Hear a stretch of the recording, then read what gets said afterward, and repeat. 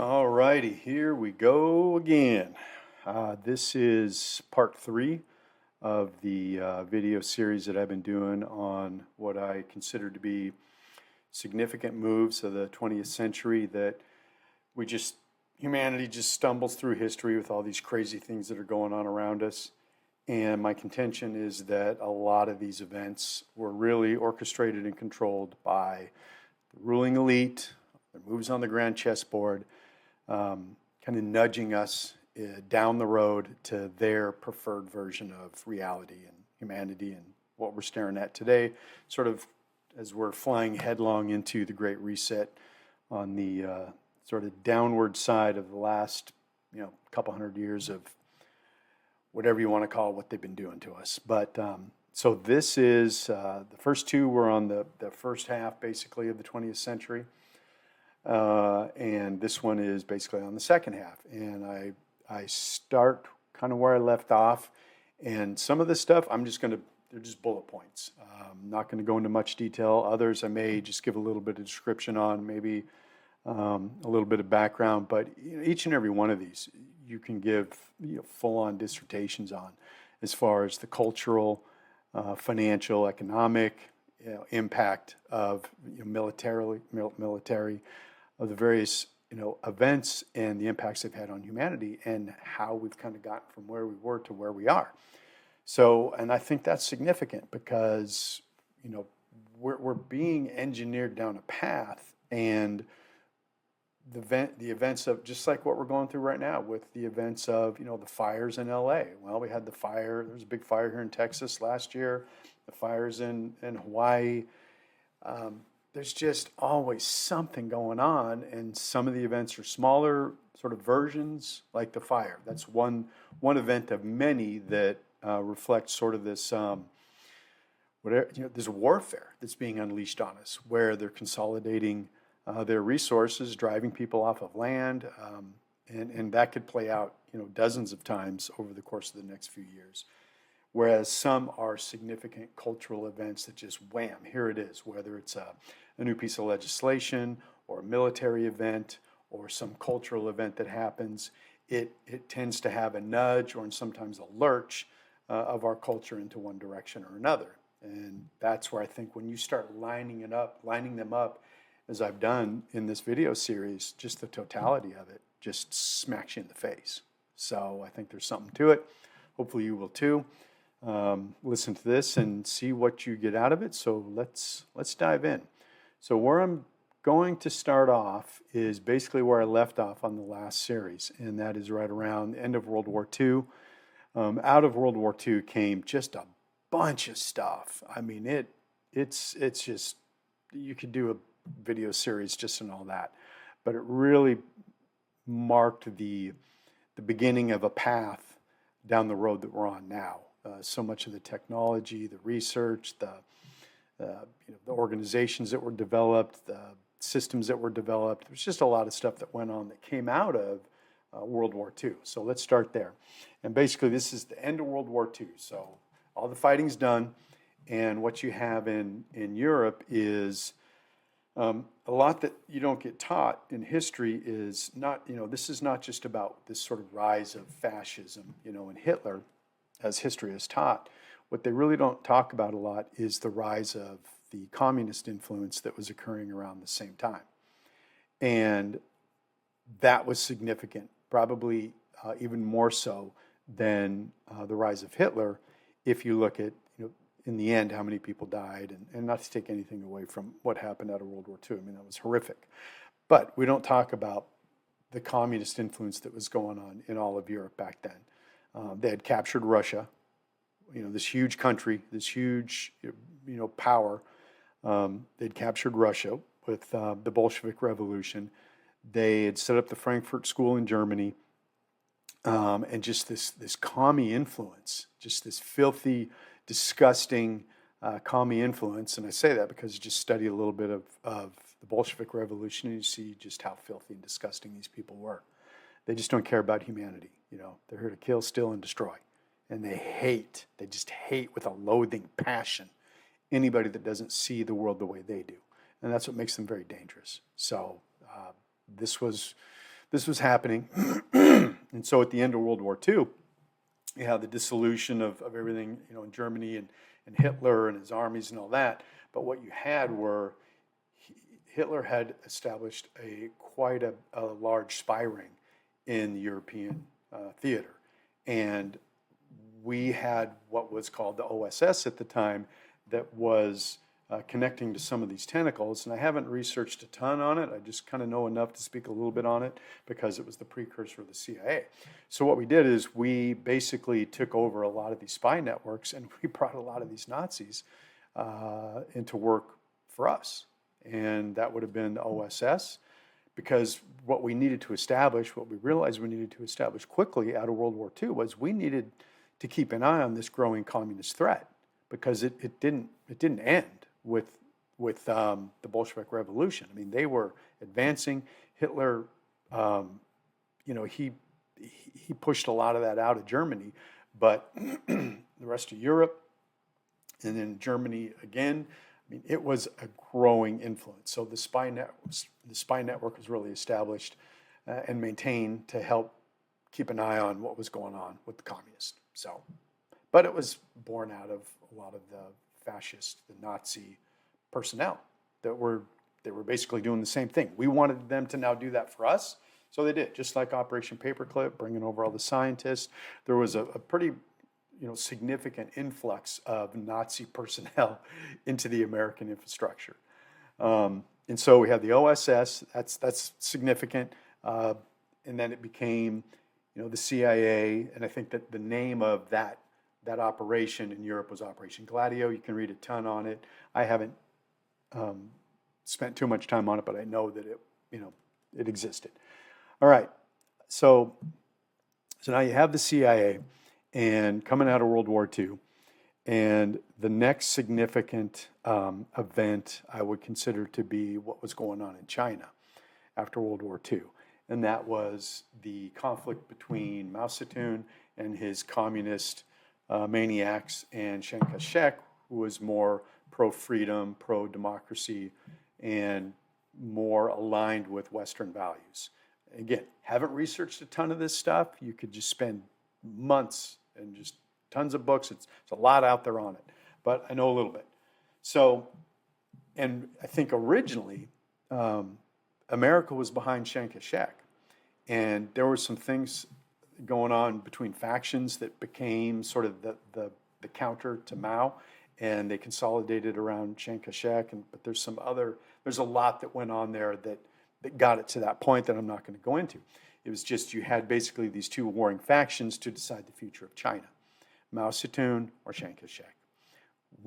We supposedly backed Chiang Kai-shek a little bit, but then I've read accounts, I've watched videos, and Mao was really a product of U.S. intelligence.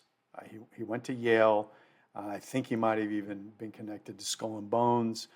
And so he came to America to get the download, right? Of who are you going to be when we send you back over, and we basically backed Mao. We backed communist China and the overthrow of what was trying to become a democratic, country that would have been much more aligned with what America was and what we say we stand for.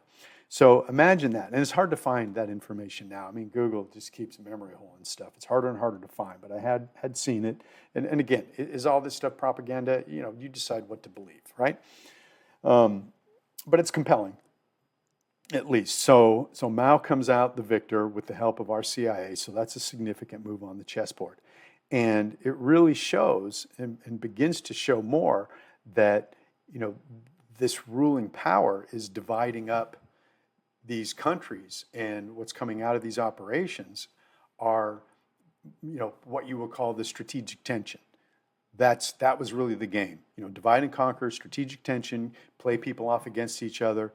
And so China was set up and created to create that strategic tension. They had Russia, now we got China. All of that was set up to be a counter to American freedom and democracy and independence, right? So just that one move alone, imagine what the world would look like today had our government backed the pro-freedom movement in China. Imagine a nation of 1.5 billion or whatever they are that was not, an enemy basically. I mean, they're an antagonist basically of the West. The world would look so different today, but along with a lot of the moves they've made, that's the point. I mean, had they not deindustrialized, imagine what America would look like. Had we had China as an ally to help defeat communism in Russia and wherever it sprouts its ugly, filthy head, imagine what the world would look like. So that's the point I'm trying to make, is these moves in and of themselves look like, oh, there's this conflict and that conflict and these people are fighting these people. Well, there's a hidden hand, and there's an outcome that's a desired outcome of this power structure, because it all leads down the road they want to take us down to this, world consolidation of power and resources into their hands, which we're pretty close to if we don't figure out a way to turn this thing around. So that was a pretty big deal back in Mao, and creating this antagonist overseas to further that strategic tension. All right, so then let's see. I had there's Operation Gladio. There's really not much to talk about there. Rise of Mao. We all know what a maniac he was. That's some good reading there. I'm not going into a lot of this stuff, but I'll read some of it. So now we get into the Korean War. And from what I've studied, right, you can just read the historical accounts of it. North Korea, and it was, I believe it was communist factions or those types of, rebels that started stirring up problems in Korea. So Mao's just barely getting into power, and then they unleashed the communist filth into the Korean peninsula. Then you have these uprisings, and I think that's some of what, there's some of it in some of this writing here, but I'm not going to bother going into a lot of it. And so, nobody even thinks about that. We just think, oh, Korean War, yeah, North and South. Yeah, we got it. We helped the South and communists helped the North, and that's what we have. Well, where did it start? And it started with, like I said, this communist uprising where they were creating trouble. They were starting to, try to, just the usual stuff, just like the Bolsheviks did in Russia, the whole thing. So we end up in a conflict. The North Koreans push us all the way back to, I think what's called the Pusan. Push us back to Pusan, and we're like at the very tip of South Korea. And then we finally, get resources involved. We have MacArthur invades at Incheon, which is further north. It's a very daring battle. It's great history to read. And so we start this sort of pincer movement in the southern part of Korea, and we drive the commies out, drive them back up. And at one point, MacArthur's saying, we can drive them all the way up to the river that divides Korea and China. And he felt confident that they could do that. We had them on the run. At one point, after we started drawing them back, that's when China came in with, I believe it was 500,000 soldiers. And if you saw any of the video of this stuff or any of the images, I mean, this was just, the men of this country have fought such brutal and just horrific battles. But imagine, the middle of winter. I mean, it's the same thing in World War II when they were fighting on the Eastern Front. These winter battles, you're freezing, and all of a sudden you look up and there's 500,000 Chinese coming at you. And these were just maniacs, just charging. And we were completely overwhelmed, pushed back again to the very southern tip, fought our way back, and I may not have all this perfectly correct, fought our way back to the 38th parallel, and that's when I think MacArthur said, hey, we can drive them all the way up to the river, and that would have allowed for a united Korea. We could have won that, but we didn't. MacArthur said, no, we're not going to do that. We're going to stop right here. And again, they create this, North versus South. And you've got the North controlled by the communists, and the South is more pro-Western free market, right? And you look what it looks like today. It's just horrific. But again, it's the strategic tension. They want to set all these little vassal states of their power structure up that they can control and pit against each other to maintain that control and keep people, in this state of fear and whatever, that they like to do to completely jack with our reality. All right, so that's the Korean War. Again, not going into a whole bunch of detail on this, otherwise these videos get long because all of these events are just amazing, but you start stacking them up. Like I said, start stacking them up. The hidden hand has an influence in all of this, right? All right, so now we're out of more of the military stuff. There's some things that are happening after, well, you got to go back a little bit. So after World War II, before the Korean War, there was a significant publication that is considered one of the linchpins that changed culture in America, and that was the Kinsey Report. And I might read some of, okay? So Alfred Kinsey released a report in 1948, and it was supposedly scientific research. Let's read a little bit of this, because this guy was just a whack job, but is held up by the left as one of the pioneers of culture, right? This just gives you an idea how just horrific they are. Okay, so Kinsey Report been credited with paving the way for the sexual liberation and gay rights movement of the 60s and 70s. And again, this is issued in 1948. And I can guarantee you, I don't know when, but again, this is, you study the chessboard enough, you start to see the players and the moves. And I guarantee you that he was either financed by elements or tentacles of this power structure, or during some part of his rise, he got on their radar, and then they worked to create this. So, and some of this, I think some of the reading will highlight some of this, okay? So there's not much here. So, but how Kinsey conducted his research is often revisited for its controversy and, by some accounts, for its immorality. Indeed, there is a far darker side to Alfred Kinsey's legacy. And let's go down a little bit more here, I think. All right. Kinsey's opportunity to solidify his newfound passion came in 1937 when a campus crusade against sex education in the 30s, right? So enraged him that he formed his own counter-organization. His group sought to combat the religious campaign through science, and he began to teach a non-credited course entitled Marriage and Family at the University. Marriage and Family. In its first year, 70 women and 28 men enrolled in the course. Within 2 years, the course attendance was over 400. So it was out of this early work, the research for the report, the Kinsey Report, was born. So he's an activist. He's on college campuses. All right, so it was not enough for Kinsey to discuss scientific basis around sex. He wanted to prove and to illustrate it. So he began to collect data on his students' sexual histories. He did this by requiring that each of his students meet with him for one-on-one conferences to pose personal questions they may not want to discuss in class. He also went into cities where he interviewed prostitutes. Oh, a better way to learn. Anyway, never mind. Open homosexuals, criminals, and more. So he's going to going to the fringes, right? He's not talking to traditional people with traditional values and people that have sort of what you would consider normal sexual appetites and behaviors, right? He's going to the fringes. Prostitutes, gay, criminals. Well, let's see what these people are doing. And then we're going to create a cultural movement out of that, right? Does that seem like a good idea for American culture? No. All right. Yeah. Meanwhile, the university, in partnership with the Rockefeller Foundation, and Rockefeller, his money is everywhere in all this stuff. Education, big pharma, all of it. Big oil and its fabricated, scarcity narrative.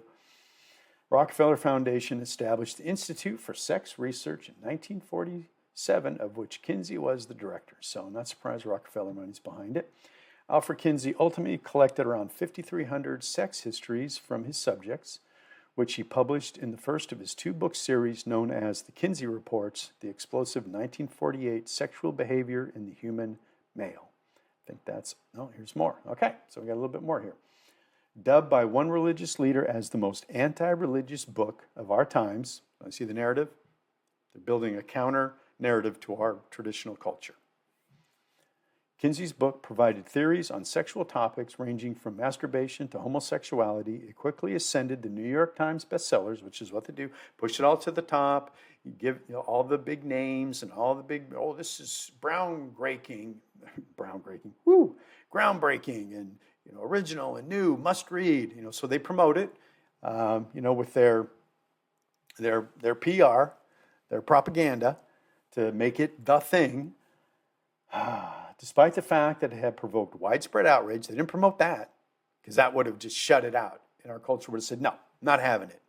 We're not having it. This is too destructive to our culture and our children. Nope, we got to promote it.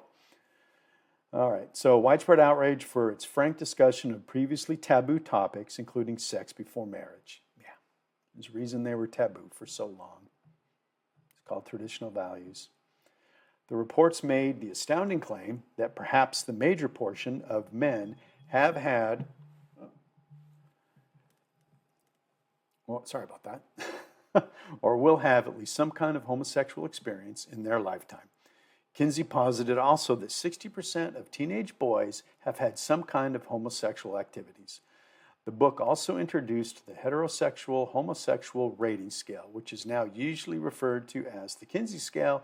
The spectrum ranks people on a scale of 0, exclusively heterosexual, to 6, exclusively homosexual.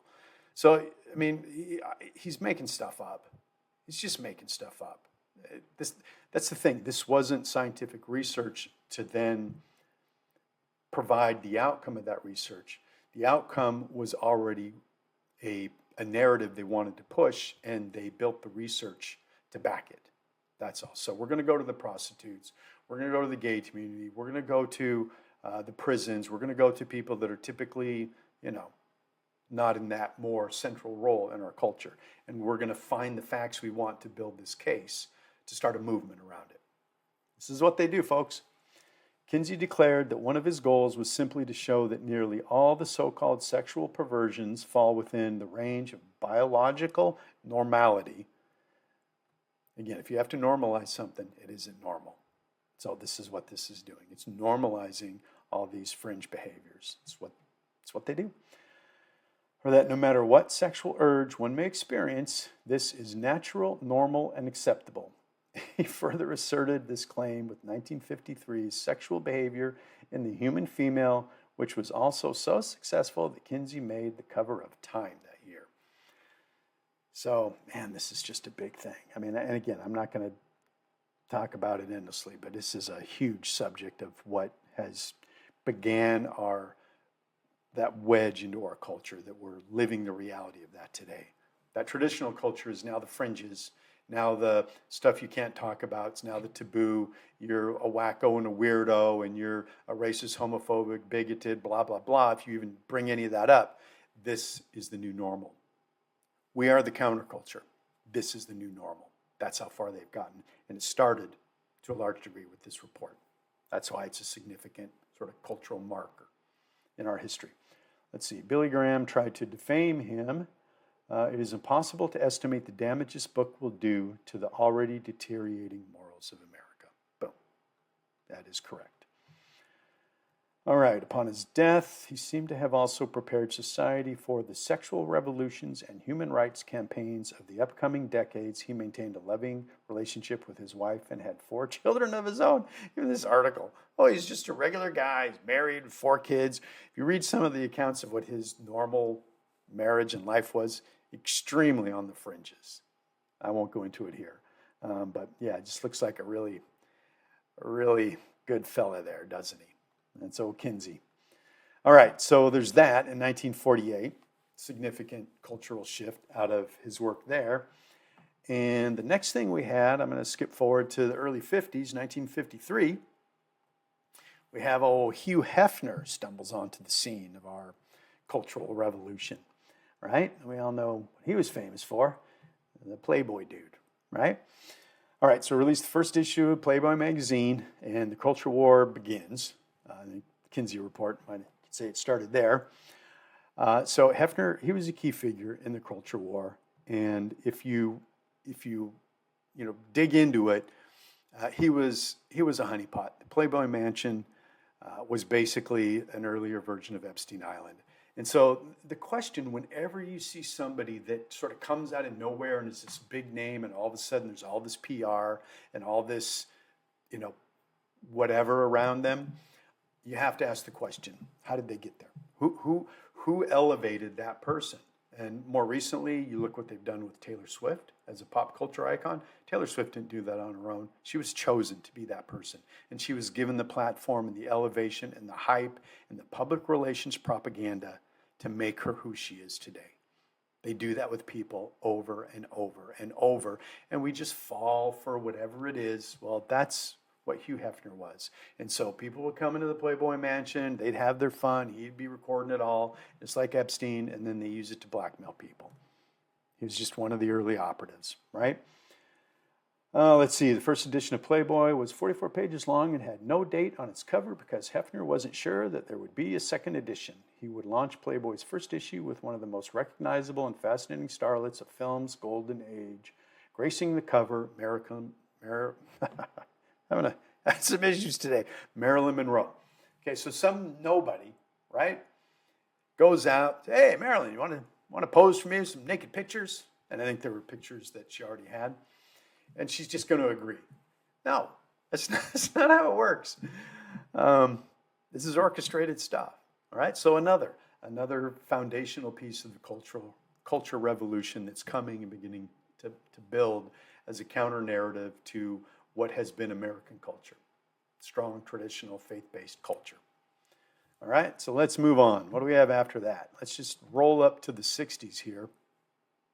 Man, and that's, the hippie counterculture, takes off, right? Let's see, no, I'm not going to go into that. So you can read, let's see, where is it? All right, a couple more points. I got a little checklist here I'm keeping up on. I don't want to get too out of order.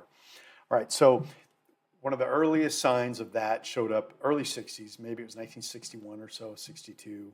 I know that 63, they came to Seattle, which is where I was, as a baby. But the Beatles arrive on the music scene. So now we got the music scene kicking off, right? You got the sexual revolutions beginning to explode. You got Hefner coming on the scene with Playboy. You got all these cultural narratives that are attacking traditional culture. Out come the Beatles. And everybody knows what that did to American culture, right? And I've read stuff, I've watched videos, I've seen, accounts of, and again, I don't know the truth. I just present sets of information that may or may not be true, but there is some information out there that suggests, it was MI6 that created the Beatles.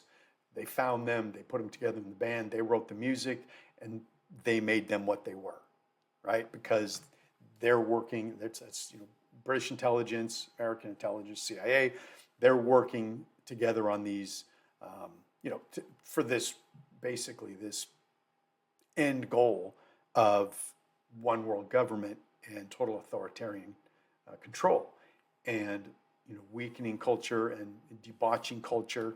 That was happening in the 30s with the communist infiltration, the Bolshevik Revolution. It was more sex-based. I mean, communists are about just whatever. It's the worst form of behavior, and that's where a lot of that stuff comes from. This liberal left-hand path. It's just terrible. It's not good for society. And so that now comes rock music, right? And also to keep in mind, during this time, before this time, they really began to understand the functioning of the human mind and how to manipulate it and control, right? And that's where MK Ultra comes from. That's where you get Bernays, propaganda, public relations. That's basically psychological warfare to manipulate reality in order to achieve an end result, whether it's the government doing it or businesses doing it to get you to buy their products. And music is also a very powerful influence on people. And they began to, best and brightest recruited to run all these studies. There's, the Milner study, there's several of them, and I probably don't touch on enough of that here, where, they hack the human mind, folks. That's why reality looks the way it does, because we're influenceable. And we're being nudged and influenced and conditioned in ways we don't even know it, our subconscious. And one of the things that I read, it was something I was listening to a video series, and a guy named John Todd, and he talks about the influence of this power structure into church communities and all the money that went into these church communities to control them and get them to not expose this really satanic evil agenda that if our churches were doing their job, they would be talking about it every Sunday. And one of the things that he brings up is the music industry and the role that it plays in influencing especially young minds. I mean, pop music, rock music, that's all designed to reach people at a young age, 13, 14, 15, as teenagers.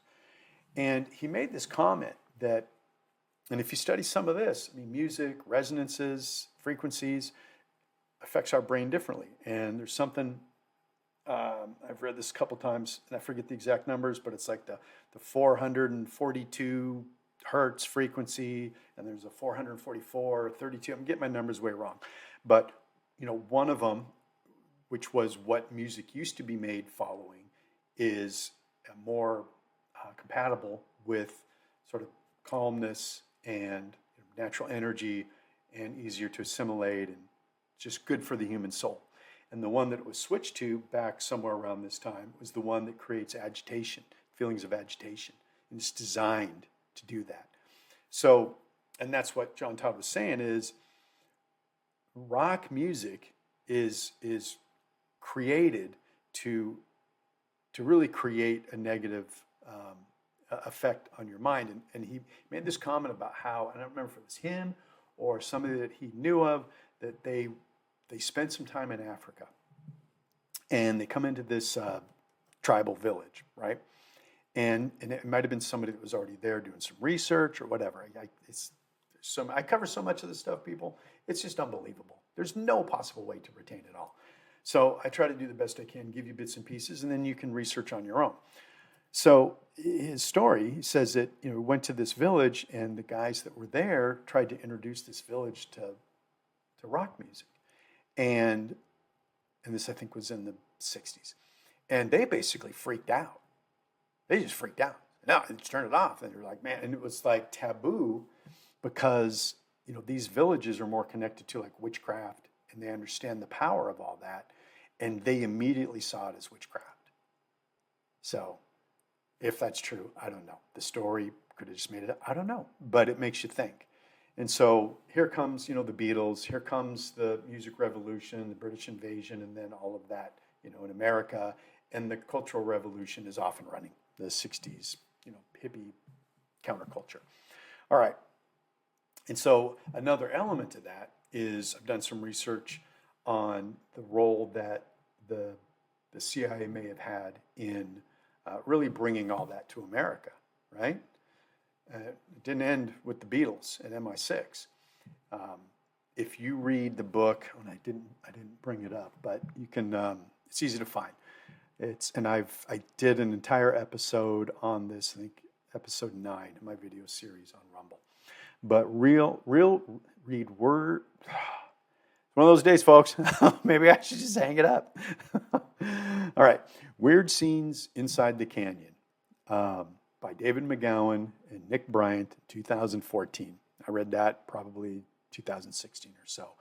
And it creates a lot of ties. It exposes a lot of ties between the CIA, military intelligence, and the music scene of the 60s. It's wild that a lot of the big names, Frank Zappa was one of them, Jim Morrison was one of them. A lot of these guys that were suddenly, just like, Hugh Hefner pops up out of nowhere. And, these guys just pop up and become the most famous thing that ever, walked on stage. Because they're promoted out there by these, this intelligence system that knows how to create momentum and stir humanity and manipulate it into, believing in the messages that they're receiving. And so, out on the scenes come these rock stars and all that, and they all have ties to military intelligence. You know, Jim Morrison, his father was, and I'll get into the event here, he was like an admiral or a major or a colonel. I don't know what his rank was, but he was Navy. And he was basically the military official that oversaw Navy assets in the Gulf of Tonkin. And that was on his watch that the Gulf of Tonkin incident supposedly occurred, and that started and gave us the justification to get into World War, or to the Vietnam War. Okay, so Jim Morrison's son, or that Jim Morrison is his son. I don't know. And then Frank Zappa, his dad was high level, involved in, it's one of the bases in Virginia that's heavily involved in sort of this psychological warfare type stuff, military intelligence, MK Ultra. So out comes Frank Zappa, and if you read this book and other accounts, the Weird Scenes book, Zappa was not a hippie. He loathed the hippie mentality. Zappa was a highly intelligent guy and very articulate guy. Not the long-haired idiot, bouncing around that his reputation, that the PR exposed him to be. He was not that. He played a role, and he was connected to military intelligence. So, again, moves on the chessboard. These are weapons formed against American culture. All of these that I've been discussing. All of it. And it's all orchestrated by the same group, the same power structure. And there's maybe a lot of tentacles and different divisions and all that, but I'm saying it all feeds up to the same power structure that is orchestrating humanity down this horribly wretched path of destruction. All right, so there's that. Let's see what we got next.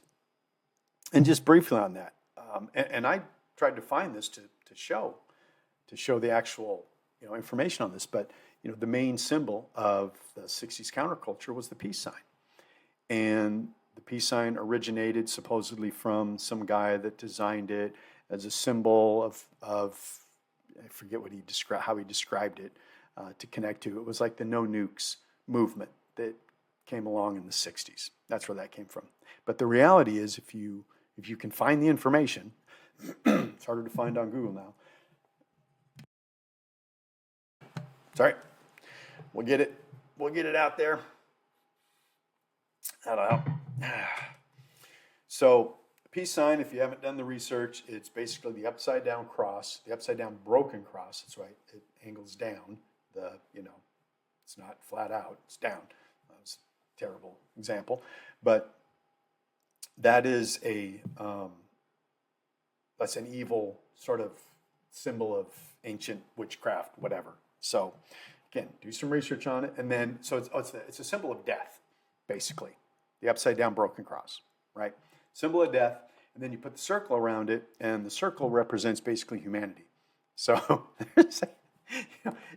did the people that created this, this sign, and now it became a symbol that's displayed everywhere in the 60s, right? These people are deeply spiritual in a negative satanic way. Everything is a ritual to them. So they put a symbol out there with a significantly negative attachment to it, and millions of people paraded it everywhere on their shirts. There were decals on the cars. There's a peace sign and all of that, right? That is giving their ritual energy. They're drawing it from us with our engagement of it. Okay, now that may seem a little bit too esoteric for a lot of people because it's not really like concrete reality, but I believe it's a thing, and they certainly believe it's a thing. So they pull rituals on us all the time. That saying from, I'm drawing a blank right now. I don't know why. I mean, I've said his name 1,000 times, but anyway, when humans begin to read the language of symbolism, a great veil will fall from the eyes of man. And what's his name? If you remember his name, I'm sure you do, because that's out there. And and they know that. So they use symbols all the time. We're constantly bombarded daily with symbols. On TV, in literature, anything visual, there's symbols there. I mean, all the corporate logos, a lot of them have stuff in there, a lot of stuff they produce. It's got subtle stuff to in-your-face stuff. There's so much symbolism that it's just, we're surrounded by it and bombarded by it. And to the extent we engage with it, there's an energy exchange there. And again, I'm not the one making any of this stuff up. I'm just saying it exists. All right, so let's move along. So we're in the early 60s, and big event, assassination of JFK, right? It just, and to me, that was, so they've been really gaining momentum since World War II, after World War II. With the establishment of the CIA, that really gave them sort of a command base to begin all this social engineering and consolidation of this power and then diffusing it out to the country and having such unbelievable influence on humanity. So, and the assassination of JFK, I'm not going to go into a lot of detail with that, but for me, that was the deep state's coming out party, because they could have knocked him off in some, sort of indiscreet, not such an obvious way, but I believe the way that they did that was a ritual, and it was done on a grand stage where everybody could see in broad daylight, and that was sending a message to everybody. We are powerful. We can kill whoever the fuck we want, whenever we want, wherever we want, and you watch, we're going to get away with it. And they did, right? That was a powerful message. Not just taking an important chess piece off the chessboard. It was the ritual, the symbolic act of high-profile execution that told the world that they were here and they're not going anywhere. So that's just my sort of take from it. And they've been operating like that ever since, right? I mean, they have been just in full steam ahead, and nobody has stopped them on basically any of it, right? And we all know, if you've done the research, LBJ was part of it, Texas Mafia, mob, other elements of the mob, CIA. I mean, it was a coordinated affair, and it's just, there's a reason they don't want to release any of that stuff, and even Trump didn't release it when he was president, because it's just damning. It just shows we know that they did it, and we're not going to tell anybody because we want them to get away with it. So that's where we are in America still, 60 years later. Can't get our government to tell us the truth to save our lives. And everything, they hide it, and they say, oh, national security. No, it's their security, so that we don't hunt them down and hang them. Of course, after proper trial, everything legal. I would never advocate for any kind of illegal actions. I would love to see a lot of these people that are currently in this power structure hanged. But after, a fair and representative trial, because the evidence it's there. I mean, they probably destroyed a lot of it with, Building 47 and Oklahoma City bombing. They built some stuff, or destroyed stuff with the Clintons, and so they've deleted a lot of stuff, but I'm sure there's still a lot there to hang every one of these fuckers. Our government is so corrupt, I just can't even believe it. The more you dig, the more you research, the more it just blows your mind. All right, so we get Kennedy. Again, significant. LBJ comes in, and now that paves the way for a whole, here we go, folks, watch out. Because what comes next, again, not going to go into huge detail on it, but touch on a little bit of it. LBJ introduced the Great Society, right? And that was basically sort of FDR's communism part 2. And some of the stuff that come out of that, it's not terrible. People have benefited, but it also creates dependency, and there are elements behind it that are social engineering. And one of their goals with all that was to create dependency in the black community. And if you recall, and again, is this true? Did he really say it? But it's understood. A lot of people claim that LBJ when he was in office, said, I'll have those ends voting Democrat for the next 100 years. And that they introduced this legislation to do that. And so far, he's been right, hasn't he? I mean, the Republican Party was founded on the idea of, freeing the slaves with Abe Lincoln. And the earliest politicians ever elected in American politics that were black were all Republicans. And on the Democrat side, you had, Margaret Sanger, you had eugenicists, you just had this unbelievable racism. Democrats don't like blacks. They do not. They believe they're inferior. What did Hillary call it? Called them predators, but nobody talks about that. And it was a long time ago, I think under Clinton's watch. Got to get these predators off the street. And, there are people out there that you could call predators, but not because they're black, right? I mean, they're horribly racist people. And they to the extent that anybody votes for a Democrat, you're being conned. And, you could argue the same thing about Republicans too, but they're not. The Republicans' corruption and dishonesty is a different flavor than the Democrats. The Democrats are just full-blown evil. Just full-blown evil communist filth. And there's evil in the Republicans.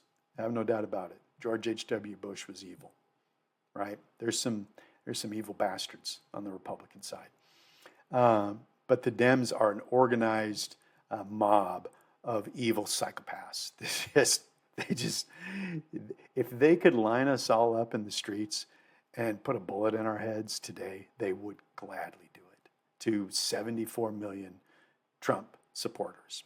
Gladly, in a heartbeat, without question or remorse, they would execute every one of us. And they would be celebrating and dancing in our blood that spilled throughout the streets. They would love it. And that's what they're hoping for. And it goes back to some of what I'll be discussing here in a minute. All right, so you had the Great Society, introduced the programs, decimated the black community, turned the blacks against any, just any kind of semblance of political structure that would help America stay and become stronger, right? Just turn them against the Republicans. Handouts, welfare, dependency, it's all they preach, and look at what it's done to black culture. Black culture did not look like this 50 years ago. In inner cities, they had their issues, no doubt about it, but there were elements of the black culture that were thriving. Their divorce rates were lower than in the non-black culture. You had, they called it the Little Wall Street in Oklahoma. There were black businesses that were thriving. There was a middle class because of the industries that came to those cities, which is what attracted blacks out of the South and up into Detroit and all the other cities where all of that infrastructure was built. And they had good paying jobs. And the Democrats saw them as becoming too powerful, and too many were voting for Republicans, so they had to destroy it. And now what do you have? You have fucking ghetto culture. You have a pipeline from inner cities to the prisons. It's disgusting what they've done. And sadly, too many in that culture, in that community, they just fall right into it. And because they're being just, you're literally brainwashed from an early age. Ghetto rap, the violence, the sexualization, the drugs, all that. That is not black culture historically. But that's what they've turned it into. And until the black community, and a lot of people have, believe me, I know several, that are nothing like that. We're not raised anything like that. There's a lot of good people out there that have gotten out of that. And I know some that are trying to, sort of escaped a past in a childhood that was raised in that lifestyle. And, there's some, just like the stuff I've dealt with growing up poor. You got some crossed wires when you become an adult. You got to work it out. So anyway, it was just devastating. That was just one of the most devastating things our government has ever done. And I've often said the biggest lie that the Democrats sold to the black community is convincing them that American culture was white culture, and therefore they should reject it. That's a hell of a con. It's a hell of a con. Because you look at how many people from how many different countries that come to America and become American and integrate into American culture. And they've just created such a wedge there. And it's just sad to see. So anyway, Great Society rolls on. The eugenicists, the racists, the pro-abortionists, I mean, we all know. It's all there, man. All right, so LBJ wasting no time. So now 1964, the Gulf of Tonkin incident. We got to get that war machine rolling. We haven't had a war in a few years. Got to get those bullets flying. You got to get those profits up. Got to feed the military-industrial complex. So Gulf of Tonkin, false flag to get us into Vietnam War. Again, more of the grand moves on the chessboard, no doubt about it. And like I alluded to earlier, the admiral overseeing the Gulf of Tonkin incident was Jim Morrison's dad. Sure, it's coincidence, right? So I'm not going to go too much into that. And so the next thing that starts coming into the realm of where we are today as a result of what they've been doing is they began weather modification. At least this is one of the more notable early weather modification exercises that you can find in history. And that is the Operation Popeye that they ran in the Vietnam War, where they just created these, the rain, they just seeded the clouds, made it rain, just constantly wiping out the Ho Chi Minh Trail, making it harder for them to get supplies to the front lines. So weather modification starts to become a thing. And if you, hold on here. Yeah, weather modification starts to become a thing. And I've watched videos that were early sort of educational videos that were like in the 50s, black and white 50s, and showing how they modify the weather. Some guy in his military kind of outfit is on, we do this, and then we have this base station here, and then these go up here, and then we shoot these things here, and this stuff happens. And so it's like, it just blows my mind with normies when you try to tell them even something this obvious as weather modification and all the patents that are out there and all the admissions of it. What's his name, Brennan, CIA, strategic aerosol injections. He's admitting it, what a powerful tool it is. But there's a lot of normies out there that just still refuse to believe it. I mean, that's mind control. We will control your mind. Regardless of what you see and the evidence that's in front of you, your mind will not budge from this position. That's some high-level stuff right there. All right, so we got weather modification coming in. And then around the same time, more of the LBJ. Here's the next nail in the coffin, the next boot on the throat is the Immigration Act of 1965. I hardly ever hear people talking about that. And that hit my radar probably, I don't know, at least 10, 12 years ago. And because all of a sudden we're accepting immigration from countries that we didn't in the early part of our history. Okay, early immigration, there were laws and there were quotas and here's how we're going to do it, and it was done intelligently to sustain and grow a healthy American culture. And so most of the immigrants came from sort of those European-based, and they were largely Anglo.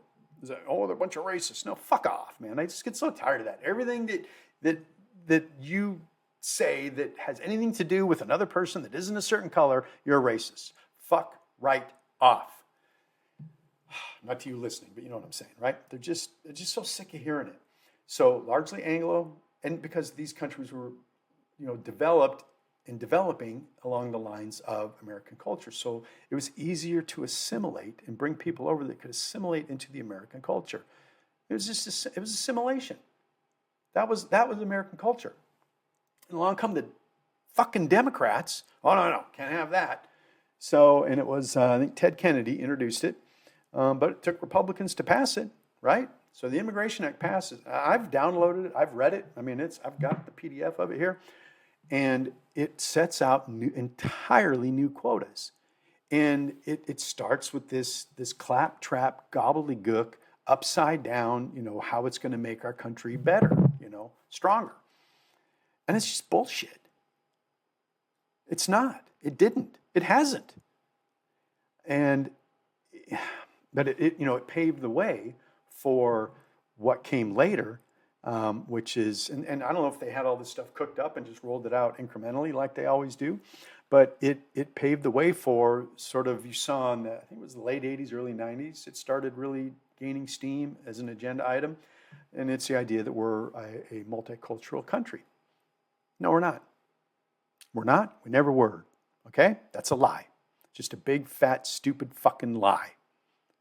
We are not a multicultural country. The people that created this talking point and have been shoving it down our throats for almost 40 years want to destroy the country by balkanizing it, breaking it into as many little pieces as they can, and saying that diversity is our strength, okay, because that's what came out of that. These little slogans that they come up with that are just flat out lies. No, diversity is not our strength. And I did I think it's episode 10.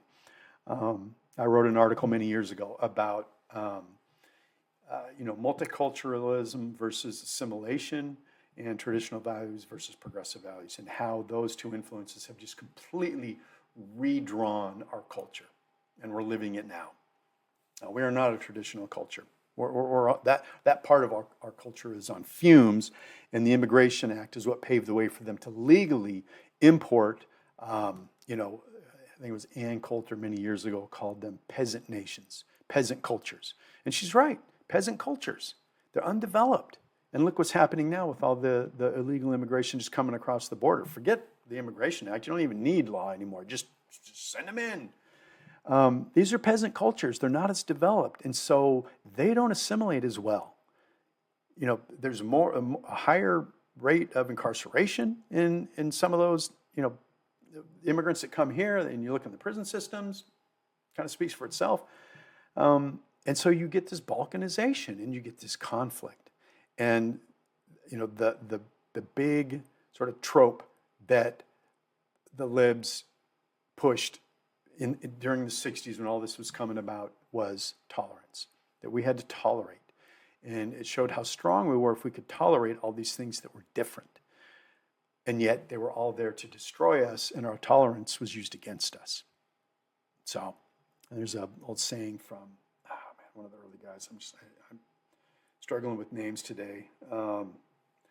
But, tolerance, virtue in the name. I'm not even going to try. Never mind.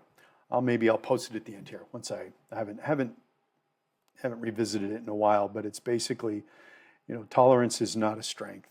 And, it's like virtue in pursuit of, damn it, it's escaped me. All right, so anyway, but it's just, no, you're lying.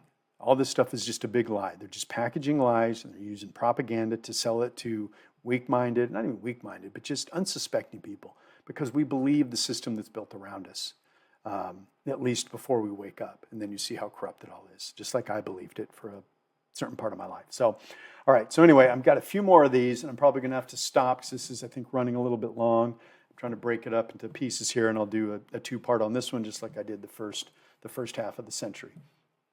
All right, so the Immigration Act has blown a big hole in our culture, and they continue to overrun us. And I did, man, I went, I might have already mentioned this in a previous video, but a couple years ago I went to a wedding in San Francisco, and I hadn't been there in probably 15 years. And I lived in California for about 10 years in college and after college. And that was before the commies have just run rampant and destroyed it. So I was there with an ex-girlfriend of mine and to attend a wedding. And we had some time before the wedding, so we drove up across the bridge, the Bay Bridge, to that lookout point. And I'd been to that lookout point, before, a couple times driving through there in my younger days. And we pull in, and this is a Saturday afternoon in October. Yeah, early October. It's like the first week of October. So still nice weather. And pull in, and it's just packed. There's not a parking space. You had to wait for a parking space.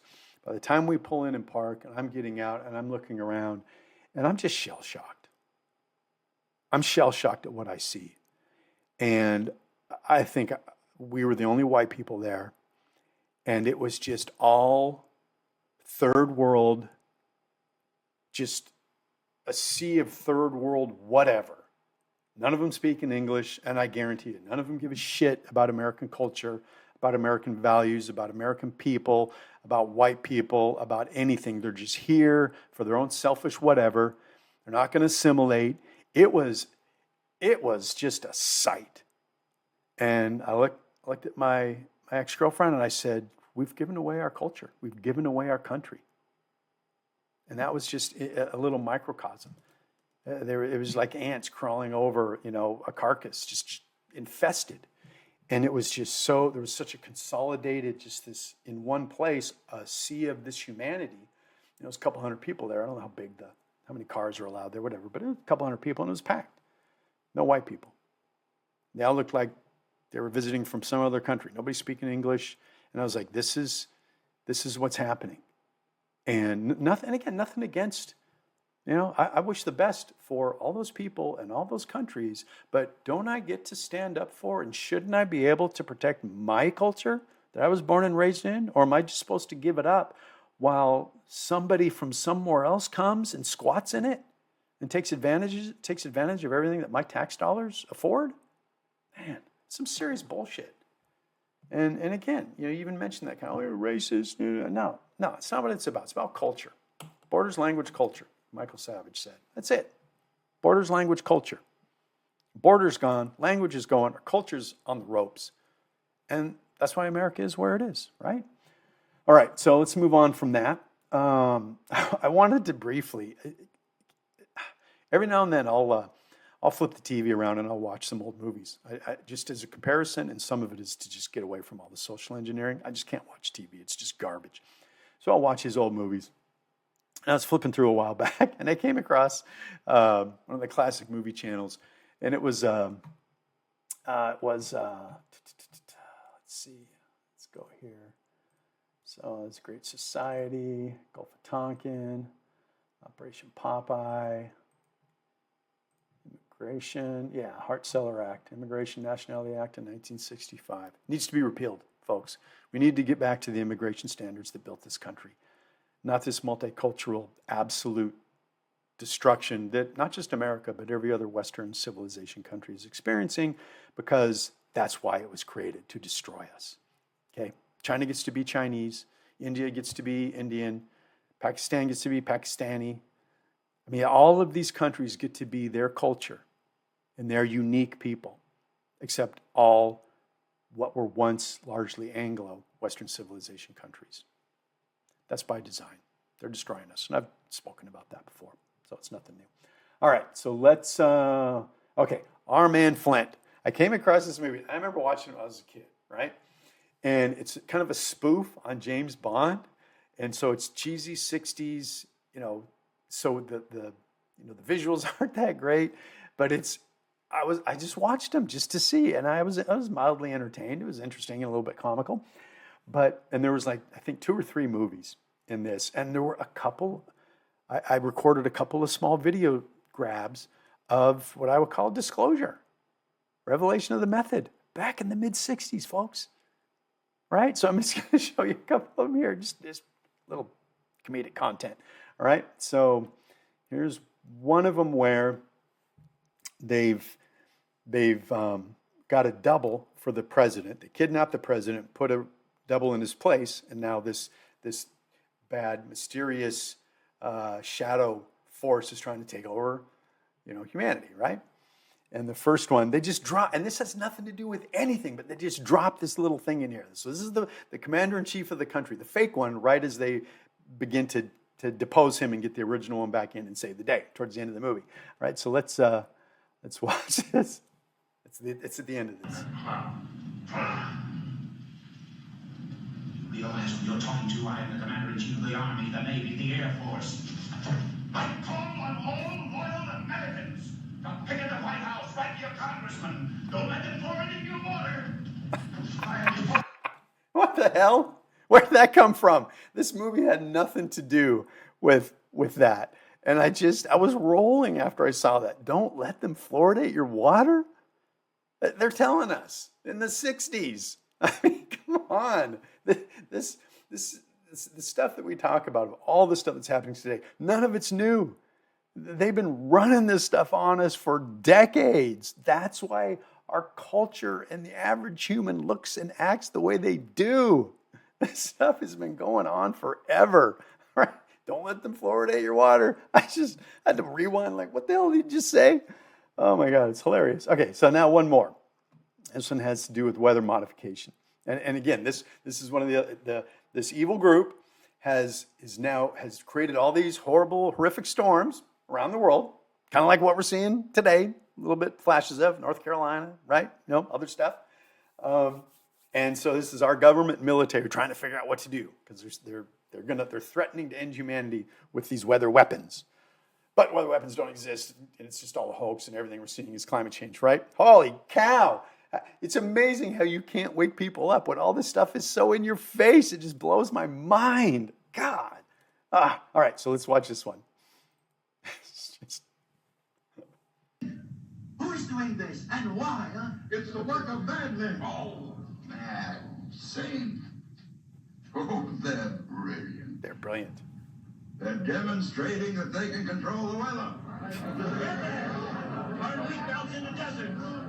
Put icebergs in the Mediterranean. You control the weather and you control the world.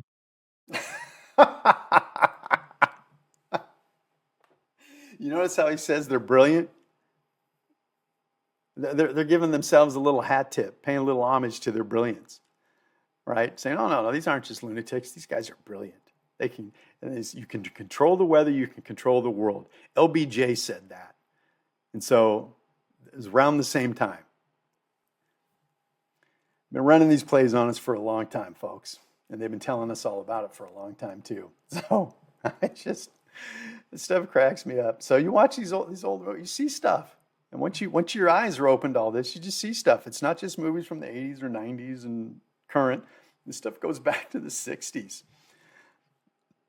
All right, and then another significant event. I think this might be the last one. I'm going to have to call an end to it because we're just getting too long here. The Manson murders. Okay, Manson had ties to the CIA. It's documented, and he was a central figure in that early rock music scene with all the names there that are connected to the military-industrial complex. He'd written songs, he had friends in the Beach Boys and all that. And then his role, sometimes these guys get called to do a mission, and his mission was you're going to go up into those hills and you're going to slaughter these people in gruesome fashion. And according to the documentation, that was to start a race war. Now, were they going to say that? I don't know how that fits into it because Manson is white. All the people that did it were white, so I don't know how that was supposed to play into it, but that's what I've read. Don't know if it's true or not, but and I think if that was the case, what it also shows back then is the average American, we're peaceful. We don't want trouble. We just want to be left alone to live our lives. And we want the structure that was put in place 250 years ago now to protect us and to create the landscape where we can do that. And that's being stripped away. And so, the question is, what are we going to do about it?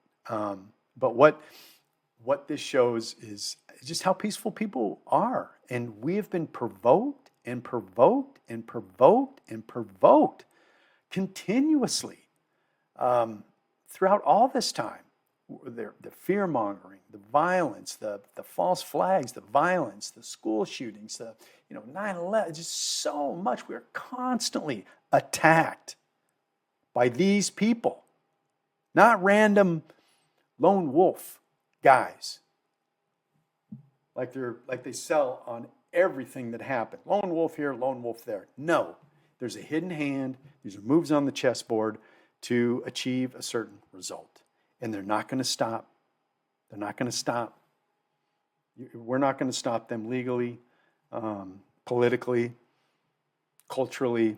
I don't think these are ends justify the means, law of the jungle people.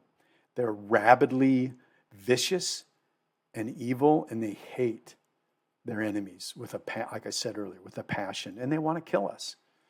And no matter how slick or smooth they may stand up in Congress and tell us that they're there for us and we can trust them, they're lying. They're paid to lie. and they want to get their hands around our necks. And so hopefully as I'm going through all these different events, you can see how it's paved the way for where we are. Every one of these events, militarily, culturally, all of it has paved the way for where we are. And it's no coincidence. These are all orchestrated, and people need to wake up to that. Once we wake up to that, I think, once more people wake up to that, and a lot of you are, I know that. I hope you enjoy hearing all this little summarization of the last century, because that's what this is. In the 20th century, we experienced unbelievable, just, I don't know what to call it, carnage. Just, influence is not a strong enough word. They've just been kicking us and beating us and dragging us and manipulating and conning us for over 100 years. And that was probably happening in the 19th century. I could probably go back and do another 4 episodes on that. What motivated me to do this is just having these events just pop into my head over and over again, and beginning to see how much of our day-to-day reality today is influenced by the hidden hand. And so therefore, how far back does this go? I start asking that question. So then I start thinking of events, and next thing I know, I'm going back 125 years, and all of this stuff looks related. All of it. So we're going to find out what America's all about, because it's January. The inauguration's coming up of Trump. I was watching a video this morning. What's his name? Robert Kiyosaki, the sort of financial guru guy. And basically the heading, he said that all of this is going to come crashing down at the end of January. And so he's who knows, he's just talking, right? A lot of people have been saying stuff like that for a long time. But we'll see. If they let him into office, it is not a stretch that they're going to just do their damnedest to collapse everything around him to make it absolutely impossible to implement the agenda that he's been talking about. And I can talk about that another day, because I think there's a little bit of a psyop thing going on here. And we'll see. But hopefully I'm wrong on that. And like I said, I'll talk about that another day, not part of this video series. But so we'll see what happens. They continue to run their plays on us, and hopefully more and more people wake up, and we can do something about this. I mean, no matter if I'm still breathing, I'm fighting. I will never ever relent on this stuff until they knock on my door and come to drag me away, which they may do at some point, whether it's under the guise of COVID and restrictions, or I'm on the list, and they finally have gotten enough people out of the way that they can implement this totalitarian roundup of their enemies. And we'll see how that goes. But as long as I'm here, I'm fighting. So, and I hope you are too. Keep putting it out there. Thanks for watching. I appreciate it. Later.